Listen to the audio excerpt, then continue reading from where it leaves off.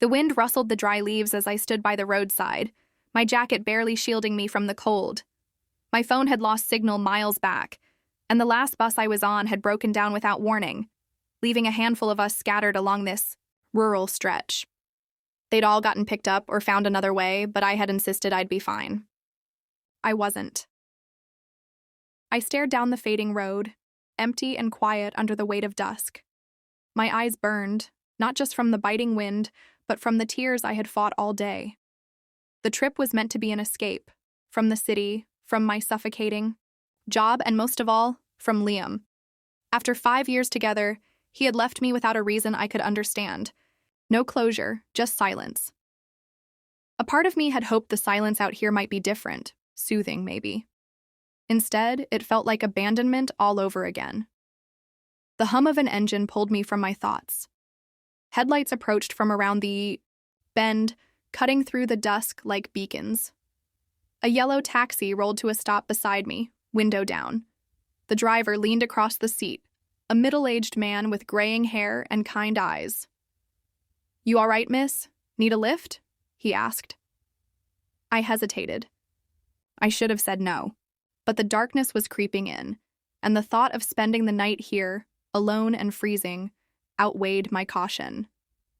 "Yeah, thank you," I said, pulling open the door. Inside was warm and smelled faintly of aftershave. The driver introduced himself as Malik. He spoke in a soft, measured tone, the kind that felt practiced, like someone used to calming people down. He asked where I was headed. I told him the name of a small inn just off the highway, and he nodded. "Long day?" he asked as the car rolled forward. I gave a faint laugh. "More like a long year." He didn't pry, but nodded understandingly. "Sometimes the road's the only place that listens," he said. We talked a little, nothing deep. He told me he'd been driving taxis for years, mostly out of the city now. I shared bits and pieces, vague stories that felt safe, and gradually I felt myself relax. The rhythm of the car, the hum of the engine, and his calm voice began to feel oddly comforting. But then something changed. I noticed the highway sign we were supposed to pass. He drove straight past it. My body tensed. "Hey, wasn't that the turn?" I asked. Malik didn't answer right away. His hand reached out, pressing the door lock button. A soft click echoed inside the cab. My breath hitched. He glanced at me, smile gone. "Don't worry," he said quietly. "We're just taking a better route." But everything inside me screamed that something was wrong. And as the road darkened around us, so did the air inside the taxi. My head throbbed as consciousness crept back in, slow and disjointed. A pale light filtered through a curtained window, casting dull streaks across the wooden floor.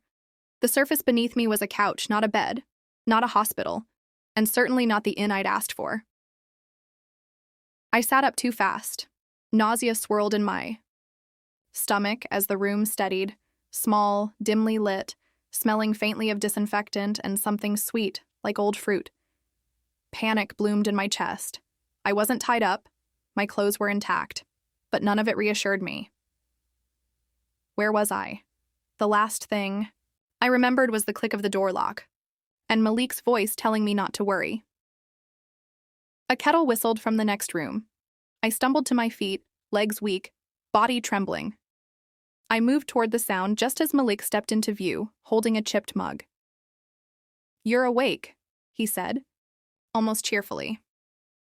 "I figured you'd be out a bit longer." I froze. "What did you do to me?" He placed the mug gently on the table.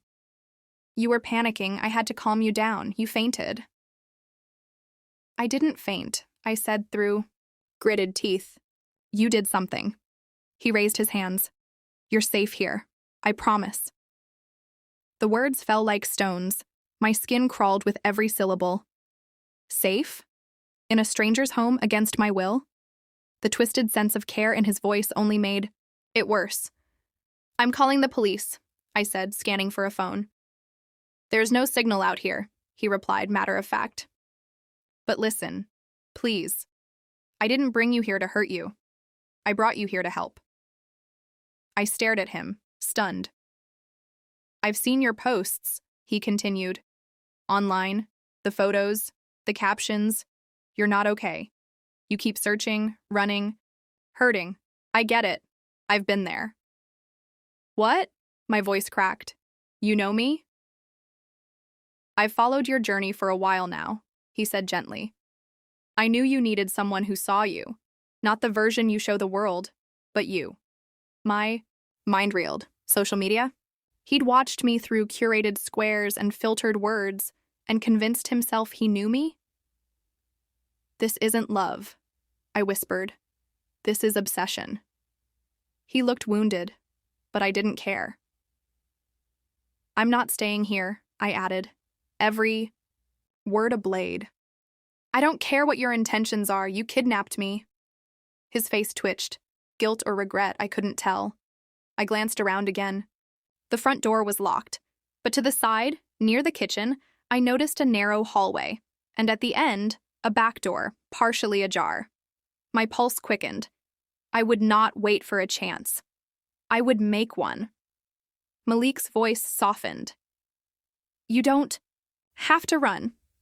But I was already calculating. Every second now was a step toward freedom, and I wouldn't lose this one. I darted toward the hallway without another word, ignoring Malik's protest behind me. My feet slapped against the wooden floor, adrenaline carrying me faster than fear. The back door groaned as I pushed through it and into the crisp night air. My breath formed white clouds in front of me, but I didn't stop to catch it. A dense cluster of trees surrounded the house, branches reaching like skeletal arms in the moonlight. I didn't know where I was or which way led to a road, but anywhere was better than there. I plunged into the woods, ducking beneath limbs, my heartbeat drumming louder than my thoughts. Please, Malik's voice echoed from behind. It's not what you think. But it was. Whatever he believed this was, help, love, redemption, it was twisted. And I wouldn't be the next lost face on a flyer. Not today. After what felt like an eternity, I stumbled into a clearing. A gravel road cut through the trees, and headlights appeared in the distance. I waved frantically, stepping into the path, nearly collapsing in front of the oncoming car. Tires screeched. The vehicle jerked to a stop. A man jumped out, a little younger than Malik, with a mechanic's jacket and wary eyes. Hey, you? All right? I need help, I gasped. Please, I was taken. That house, back there. He said he was helping me, but I didn't choose to be there. The man's face darkened with understanding. He opened the passenger door. Get in. I obeyed without hesitation. The warmth of the cabin felt unreal. He handed me a bottle of water as he pulled away from the clearing, scanning the rear view mirror with suspicion. My name's Adil, he said after a moment. I live a couple miles out. What's your name? Rena, I replied, my voice shaky. You're safe now, Rena. But safety was a fragile word. I still didn't understand what Malik wanted from me, why he had watched me online, tracked me, and convinced himself he had a role in my life. Had I posted too much? Had my heartbreak been some kind of invitation? What if he follows us? I asked. Adil shook his head. I know the area. We'll lose him.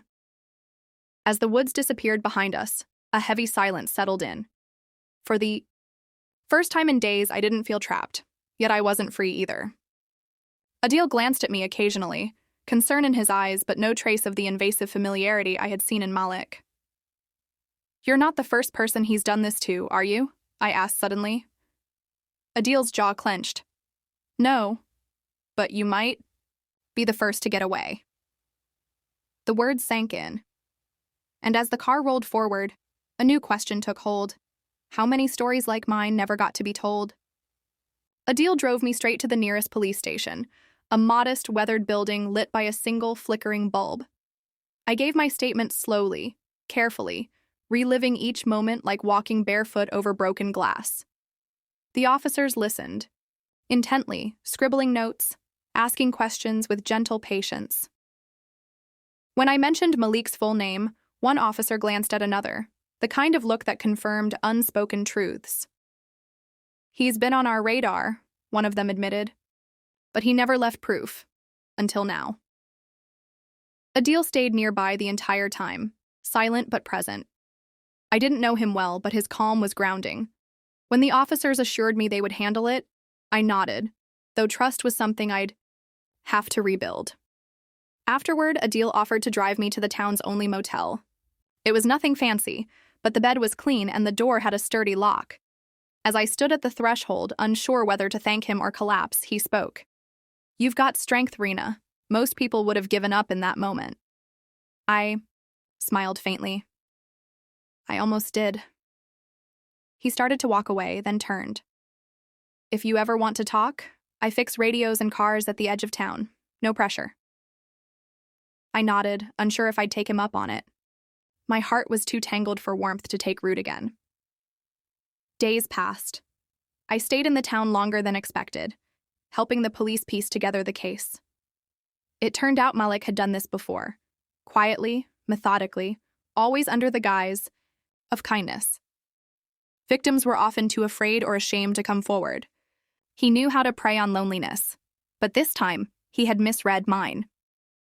In my solitude, I began to write, not just journal entries, but the full truth, my story. I posted anonymously, hoping that someone who had once stood where I had might read it and find the courage to step forward too. One evening, I walked into Adil's workshop.